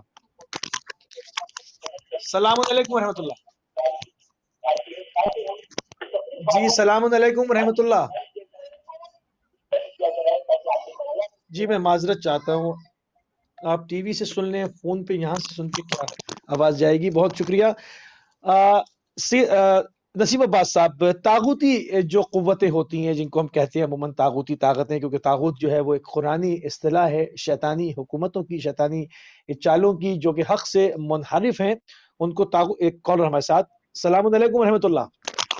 وعلیکم السلام بھائی، میں محمد نواز بٹ فرانس سے مخاطب ہوں۔ جی بسم اللہ، جزاک اللہ، فرمائیے۔ اور محترم مکرم علماء حق اور ناظرین کی خدمت میں سلام آپ کی عزت اور اداب۔ علیکم السلام۔ بس میرے میرے ایک دو سوالات ہیں۔ ماشاءاللہ صاحب علم اور صاحب بصیرت تشریف فرما ہے ہمارے علماء کرام۔ طاغوتی اور سامراجی طاقتیں روز ازل سے اسی کوشش میں ہے کہ مسلمانوں میں یا امت مسلمہ کبھی اکٹھی نہ ہو، تو وہ مختلف حربوں سے مسلمانوں میں نا اتفاقی کا بیج بوتی رہتی ہیں۔ میرا سوال یوں ہے کہ علماء حق کہ طاغوتی اور سامراجی طاقتوں کی روک تھام کیسے ہو سکتی ہے، ان کی سازشوں کو کیسے ناکام کیا جا سکتا ہے یا بنایا جا سکتا ہے۔ مسلمان فکروں میں اس وقت بٹے ہوئے ہیں اور آپس میں مکاتب اور مسالک کے مقابلے سے درپیش ہیں۔ وہ دوستی ہیں، ہم جنتی ہیں، اپنی خصوصی دعاؤں میں یاد رکھیے گا۔ فی امان اللہ۔ بہت شکریہ، بہت شکریہ، آپ کے پوائنٹس آ گئے اور اس کو ہم قبلہ کی خدمت میں پیش کرتے ہیں۔ علامہ نسیم صاحب، طاغوتی طاقتیں، شیطانی حکومتیں، باطل حکومتیں اور امام زمانہ کی حکومت کے بارے میں آپ کیا کہیں گے؟ ایک طرف طاغوت کھڑا ہے، دوسری طرف وہ حکومت قائم ہونے جا رہی ہے، ہم عصر ظہور میں جی رہے ہیں اور زمینہ سازی ہو رہی ہے، اور ہم اس حکومت کو قائم ہوتا ہوا اپنی آنکھوں سے الحمدللہ جو ہے وہ اس وقت دیکھ رہے ہیں کہ کس طرح سے وہ لوگ جو زمین کے اوپر کمزور کر دیے گئے تھے، جو ناتواں کر دیے گئے تھے، اپنی زمینوں پہ سے مار بھگائے گئے تھے، وہ ایک مرتبہ پھر جمع ہو گئے ہیں، اور نہ صرف جمع ہو گئے ہیں بلکہ زبردست طریقے سے جو ہے وہ طاغوت کو مورچہ بھی لگائے ہوئے ہیں۔ تو طاغوتی طاقتیں اور امام زمانہ کی حکومت، کیا کہیں گے قبلہ؟ جی موسی صاحب، میں اس کوشچن سے پہلے وہ جو برادر نے کوشچن کیا تھوڑا سا اس کا آنسر دوں گا کہ انہوں نے کوشچن یہ کیا کہ آپس میں ان کو جو سامراجی طاقت ہمیشہ لڑاتی رہی اور ان کے اتحاد نہ قائم ہونے دیا.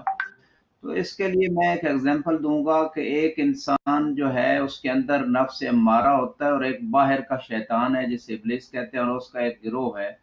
تو جب تک انسان اندر کا سے امارہ برائی کا حکم دیتا ہے وہ روح وہ خواہشات جب تک وہ ساتھ نہ دیں باہر والے شیطانوں کی ابلیس اور اس کی جتنی پارٹی ہے تو کبھی بھی وہ شیاطین انسان کے اوپر غلبہ نہیں کر سکتے. اسی طرح کی ایگزامپل کی ہے. سب سے پہلی بات خود امت مسلمہ کو کلیئر کرنا چاہیے عقیدے کے اعتبار سے کہ اصلی دین کیا ہے, کیونکہ رسول اسلام فرما گئے 73 فرقے ہیں میری امت کے اور ان میں سے ایک ناجی ہے. تو سچویشن میں پہلے خود امت مسلمہ ڈسکشن رکھے, ڈیبیٹ رکھے. میڈیا کا دور ہے, ہر چھوٹے چھوٹے ٹاپک پہ ڈیبیٹ کا سلسلہ علمی طریقے سے دلیل کے طریقے سے حق کو یہ حق ہونا چاہیے کہ وہ دوسرے کی بات سے سنے اور اس کا تعامل کیا جائے اور حکومت لیول پہ انٹرنیشنل لیول پہ اس کو کھولا جائے ایک دوسرے کا تبادل احترام کے ساتھ. یہ سلسلہ اگر ہو تو ان موضوعات سالوشن ان کا دیا جائے علمی کہ کہاں خلل کیا ہے. امت مسلمہ بنیادی امور پہ اکٹھی عقائد میں عمل میں, اس کے بعد آسان ہے عالمی اور طاغوتی سامراجی طاقتوں کا مقابلہ کرنا. لیکن جب تک خود امت مسلمہ کے اندر جو ہے جو اس طاغوتی سسٹم کے مقابلے میں کھڑے ہونے کے لیے ان کو سمجھنا ضروری ہے, انڈرسٹینڈ کرنا ضروری ہے. جیسے امامت و خلافت کا مسئلہ بیسک مسئلہ ہے طاغوتی طاقتوں کے مقابلے میں کھڑے ہونے کے لیے, تو اس کو حل کریں. اندرونی جیسے ایک انسان کے اندر بیماری ہے اس کا علاج کرے اور اس کے بعد جو بیرونی مسائل ہیں اس کو ان کا مقابلہ مل کے کیا کرے. لیکن پھر بھی امت مسلمہ الحمدللہ کافی لوگ مشترکہ امور پہ طاقتوں کے سامنے کھڑے ہیں اور ہونا چاہیے, اور اس کے لیے شعور کرنے کی بھی ضرورت ہے. میڈیا کا اپنا دور ہے اور حکومتوں کا اپنا دور ہوتا ہے, علماء کا اپنا دور ہے. جتنا وظیفہ ہے اور رول ہے اس کو ادا کرنا چاہیے.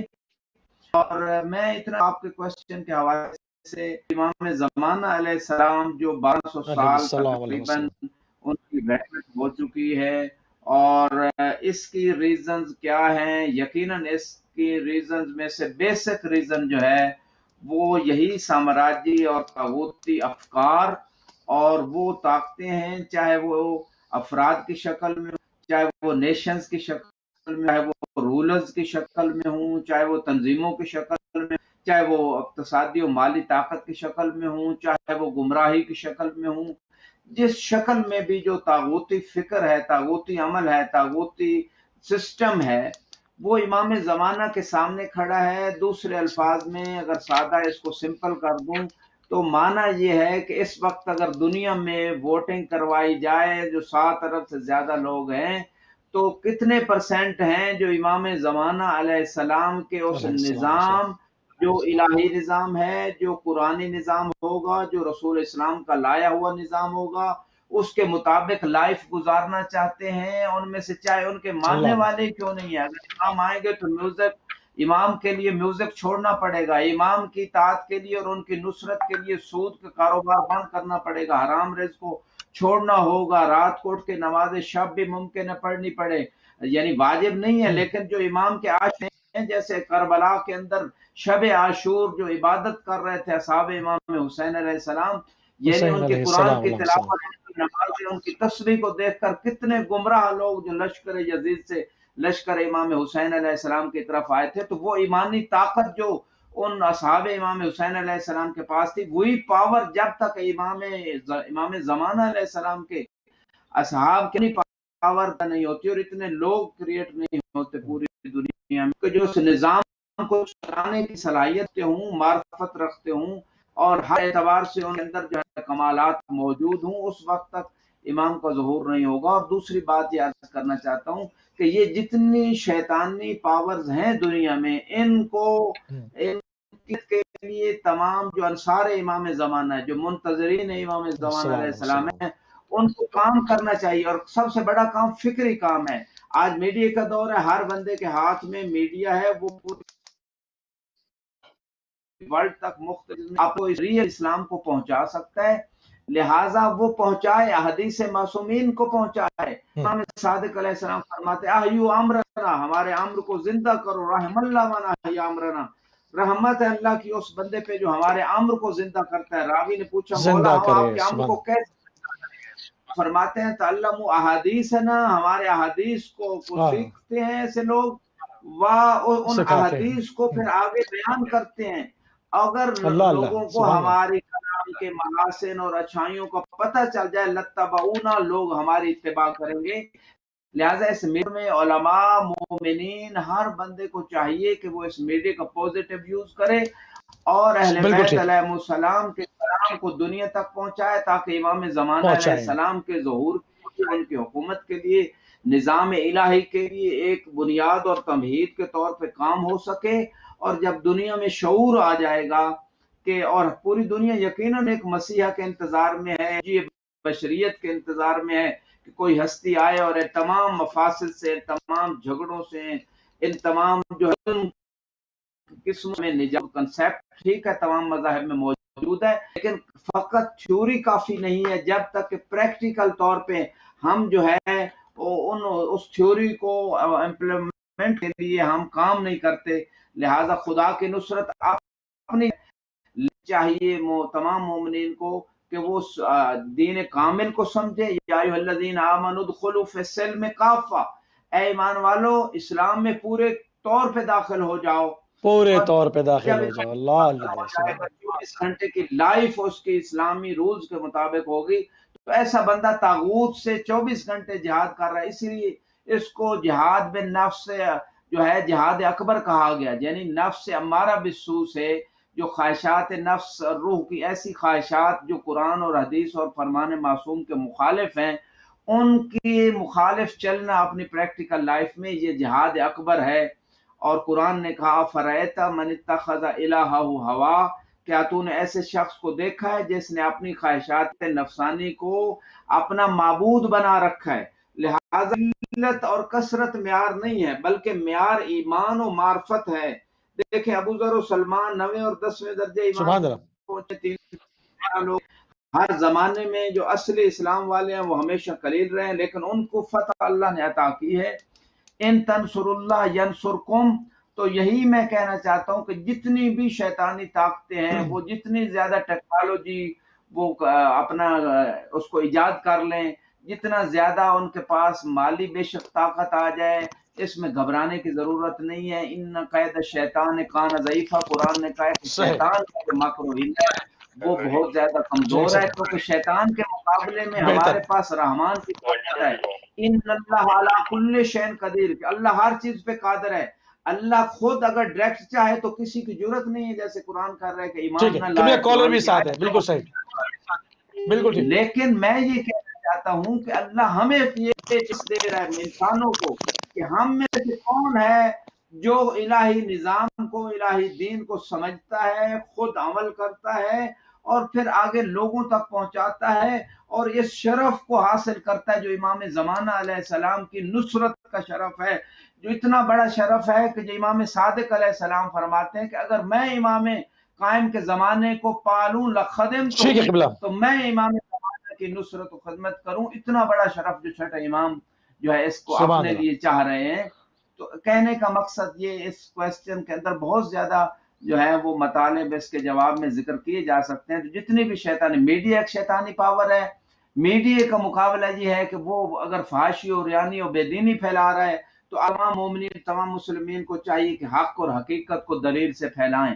اسی طرح اگر دوسری طرف سودی سسٹم، بینکنگ سسٹم موجود ہے تو آپ وہ ہبہ مشروطہ کے طریقے سے یا بیع و شراء کے طریقے سے جو سسٹم اسلام نے دیا ہے کہ سود سے بچو، اور خدا اور رسول سے جو جنگ ہو رہی ہے اور برکت اٹھ گئی ہے لوگوں کے، اس سے بچ کے ہمارے بینکنگ سسٹم میں اگر وہ ہبہ مشروطہ کا سسٹم رائج ہو جائے جو اسلام نے دیا ہے، تو یہ جو ہے نصرت دین ہوگی اور یہ نصرت امام زمانہ ہوگی۔ اسی طرح ہمارے ایجوکیشن سسٹم کو لے لیں، وہ شیطانی سسٹم، ڈاکٹر اقبال نے کہا کہ گلا تو گھونٹ دیا مدرسہ نے تیرا، کہاں سے آئے صدا الہ، یعنی جو ہمیں سلیبس انگریز نے دیا اس میں توحید کا، اس میں دین کا کوئی کنسیپٹ نہیں ہے، اور آج تک ہم آزاد ہونے کے باوجود ہماری کنٹریز میں وہی موجود ہے۔ اس کا جو ضروری چیزیں ہیں سائنس اس کا انکار نہیں ہے، لیکن ساتھ ان کو ایک کامل مومن تو بنایا جائے، مومن کامل جس کے لیے جو شرائط ہیں، جو اخلاق ہے،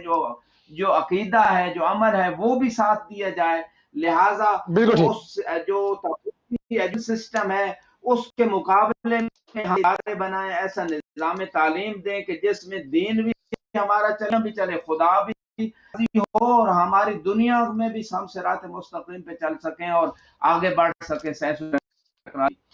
اور تیسری بات ہے، آپ دیکھ لیں ہمارا جو کورٹ سسٹم ہے یہ ایک طاغوتی سسٹم ہے، جس کو قرآن نے کے اندر جو ہے وَمَن لَمْ يَحْكُمْ بِمَا أَنزَلَ اللَّهُ فَأُولَٰئِكَ هُمُ الظَّالِمُونَ، ایک مرتبہ یہ کہا کہ جو اللہ کے حکم کے مطابق فیصلے نہیں کرتے ظالم ہے۔ بالکل مقام پہ تیسرے مقام پر اولئک هم الکافرون کہہ کے یہ بتا دیا کہ وہ کورٹ سسٹم، تھانہ کچہری کا سسٹم کہ جو انگریز کا بنایا ہوا ہے اور قرآن کے مقابلے میں کھڑا ہے، رسول اسلام اور اہل بیت کے فرمان کے مقابلے میں ہے، یہ طاغوتی سسٹم ہے۔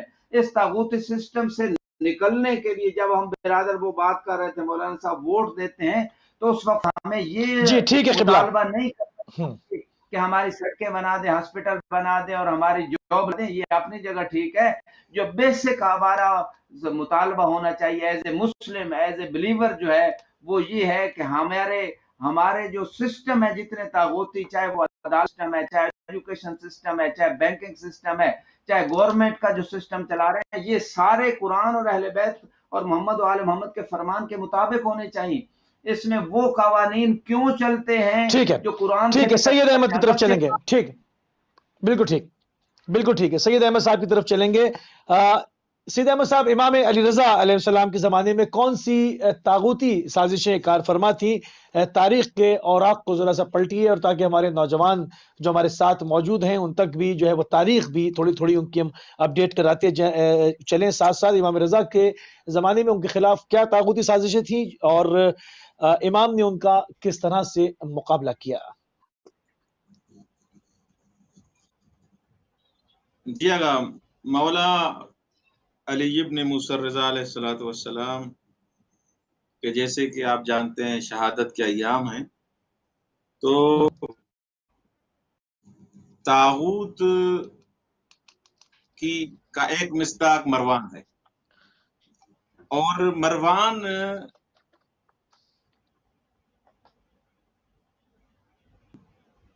کا فرمان ہے کہ عباسیوں میں سے جو 7واں نمبر حکمران ہوگا وہ سب سے بڑا مکار اور چالاک اور زیرک ہوگا۔ صحیح، قبلہ تھوڑے سے سینٹر میں آ جائیے آپ۔ بالکل صحیح، فرمائیے، بسم اللہ۔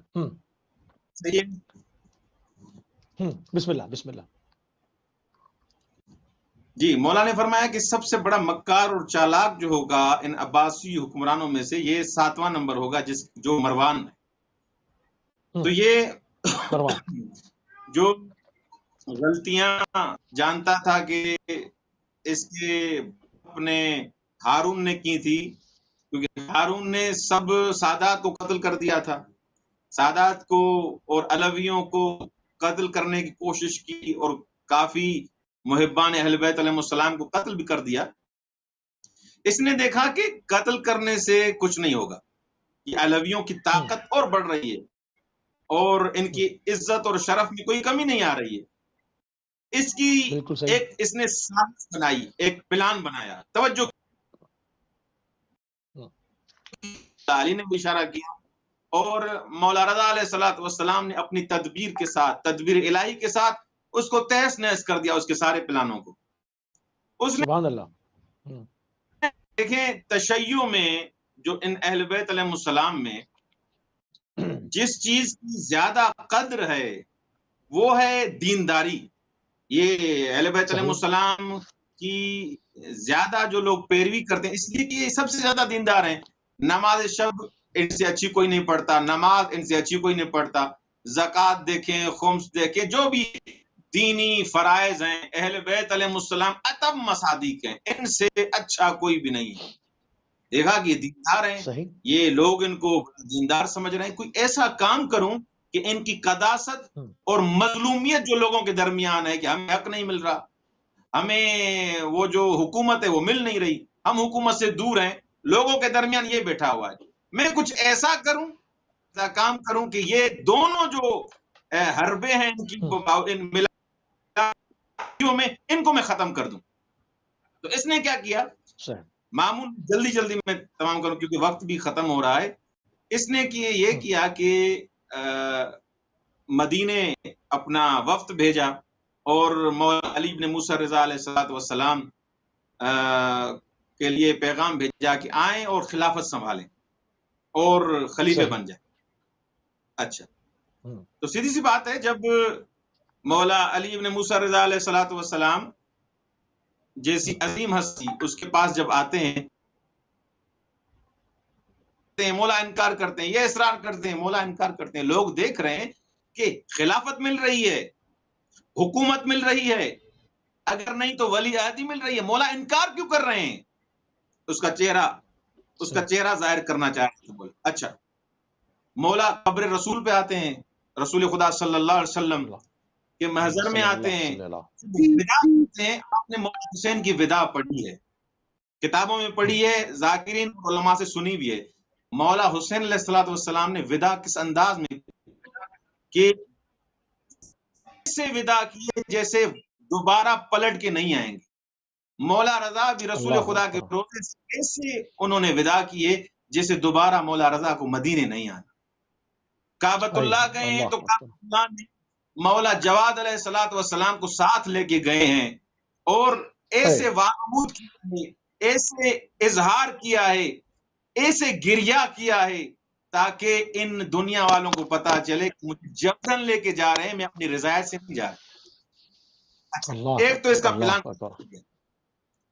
دوسری بات جو یہ قداست اور حساب سے جب اس نے پلان بنایا کہ میں، کیونکہ یہ مولا اگر مدینے میں رہیں گے، میں اگر طوس میں رہوں گا، کسی دوسری جگہ رہوں گا، تو ان کو موقع مل جائے گا حکومت کا، اور ان کو موقع مل جائے گا کہ لوگوں کے درمیان رہیں گے، مسائل بتائیں گے اور لوگ ان کے قریب ہوں گے۔ کوئی ایسا پلان بناؤں کہ ان کو اپنے ساتھ رکھوں، تو پھر یہ کچھ نہیں کر پائیں گے۔ دیکھیں قرآن میں آپ نے قرآن آیات پڑھی ہیں، موسیٰ علیہ السلام کے پاس کچھ نہیں تھا، نہ دولت ہے، نہ مال ہے، نہ سیاست ہے، وہ جو جس کی وجہ سے لوگوں کو اکٹھا کیا جائے، لوگوں کو بلا کے ایک بڑا اجتماع جس یہاں پر خطاب کیا جائے۔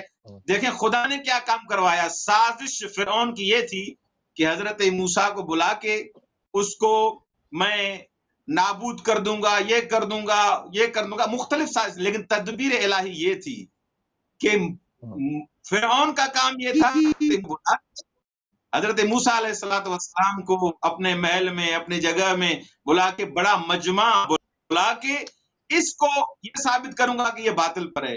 لیکن خداوند متعال کبھی بھی حضرت موسیٰ علیہ السلام اکیلا اتنا مجمع اکٹھا نہیں کر سکتا تھا ان وسائل، مختصر وسائل کے حساب سے، لیکن فرعون نے آدمی بھی اکٹھے کیے، جادوگر بھی اکٹھے کیے، تماشائی بھی اکٹھے کیے، پوری دنیا اکٹھی کی، اب ماحول فراہم ہو گیا، اور کلمت الحق، یہ جو حق کا کلمہ ہے ہمیشہ بلند ہوتا ہے، وہاں پر جب وہ معجزہ ہوا، وہ کرامتیں ہوئیں، سارا پنڈال جیسے سمجھے سجایا فرعون نے تاکہ موسیٰ کو علیہ آلاف التحیت و ثنا کو شکست دے۔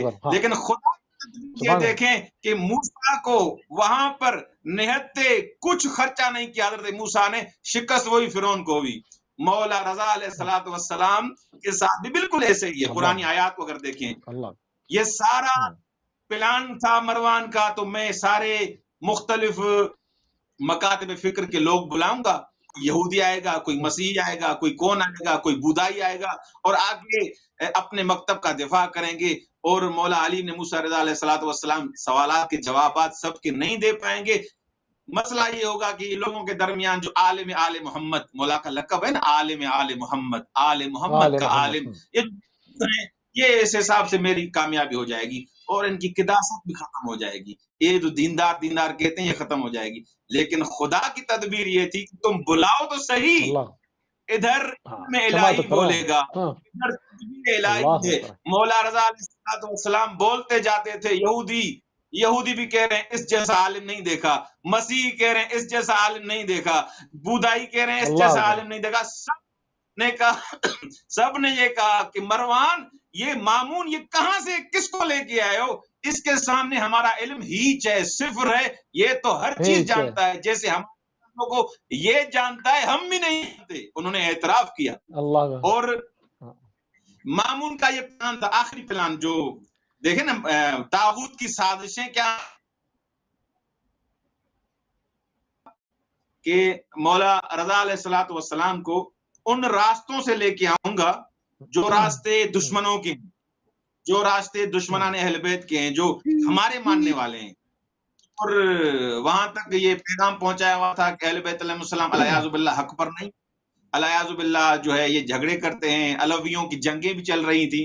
تو اس نے کہا اس راستے سے آئیں گے اور یہ ویسے بھی مجبور ہوں گے، بول تو کچھ نہیں پائیں گے، لہذا ہوگا ایسے کامیاب ہو جائیں گے۔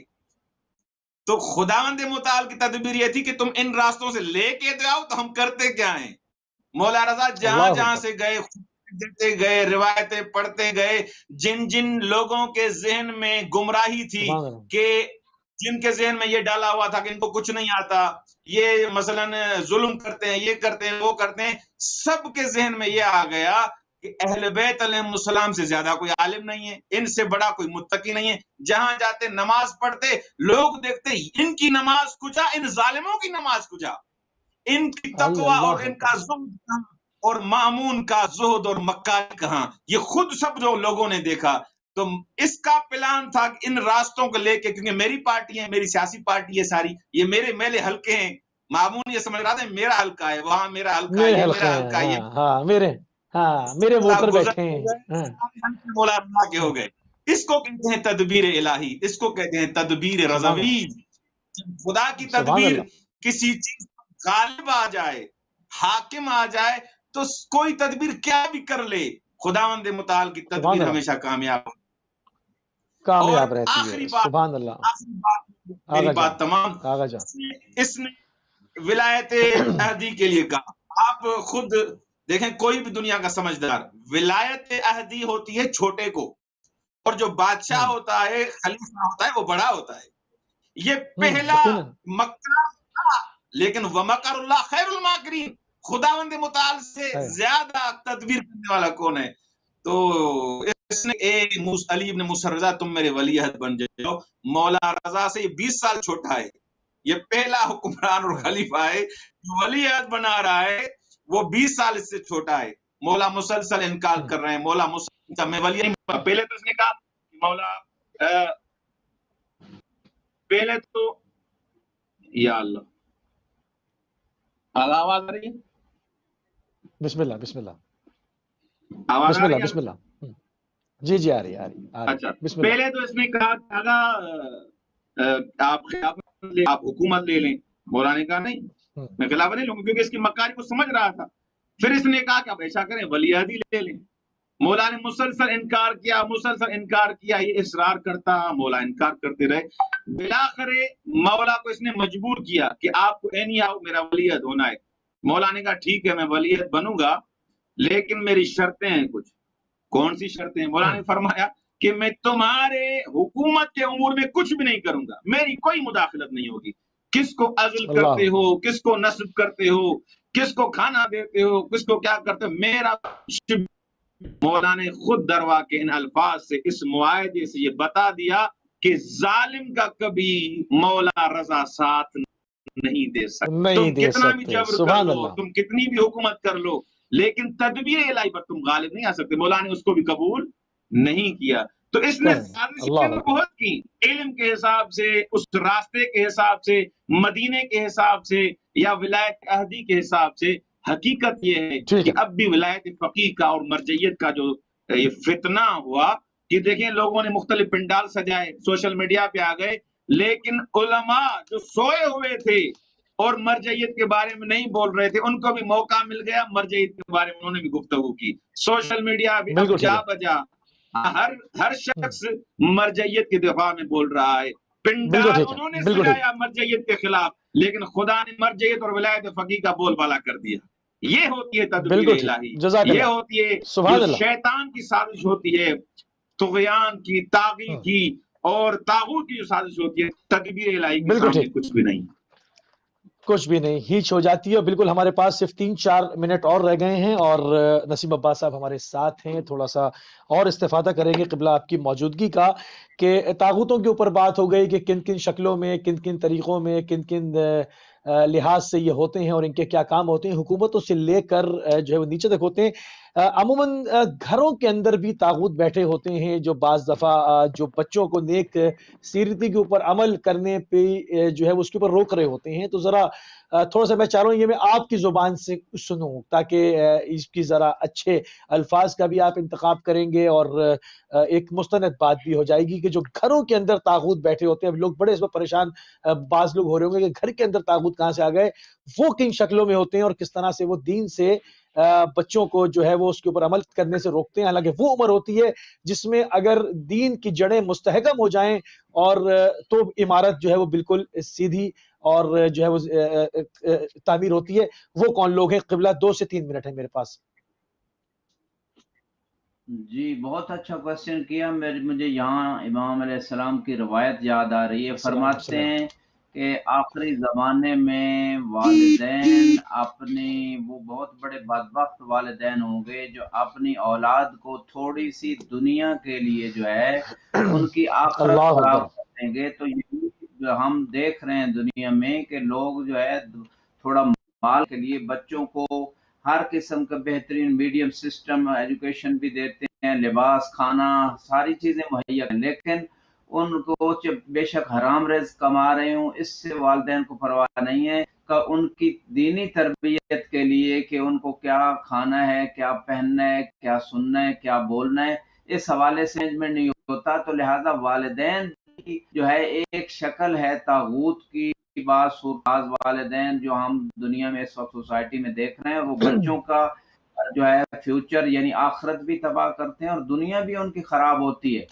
اور اعتبار سے آپ اگر دیکھیں تو بیٹی کو مثلا وراثت نہیں مل رہی، بیوی کو اگر وہ بے پردہ نکل رہی ہے تو اس کو روکا نہیں جاتا، بہن اگر کالج یونیورسٹی یا کہیں بازار میں اکیلی جا رہی ہے یا میک اپ کر کے جا رہی ہے کوئی اسے روکنے والے نہیں. جیسے روایات میں ہے کہ ایک عورت ہے بندوں کو وہ جہنم کی، جب اسے جانا جائے گا اس کے اعمال کی وجہ سے میرے پروردگار میرے کو، میرے شوہر کو، میرے بیٹے کو بھی بلاؤ کیونکہ میں جب یہ کام کرتی تھی یہ مجھے روکتے نہیں تھے. تو آج ہم طاغوت کی جو شیطانی مختلف کنڈے ہیں جو صورتیں ہیں وہ ہم یہی دیکھتے ہیں کہ ایک فیملی ممبر جو ہیں وہ ایک دوسرے کو اچھائی کی بات نہ بتاتے ہیں، نہ اس کا ارینجمنٹ کرتے ہیں، نہ برائی سے روکتے ہیں. جب امر بالمعروف نہی عن المنکر چھوڑ دیا جائے گا اور وہ بیس، اس کی بیس جو ہے وہ فیملی ہے. جیسے آپ فرما رہے تھے کہ بچے کو اگر 7 سال جو ہے اس 7 سال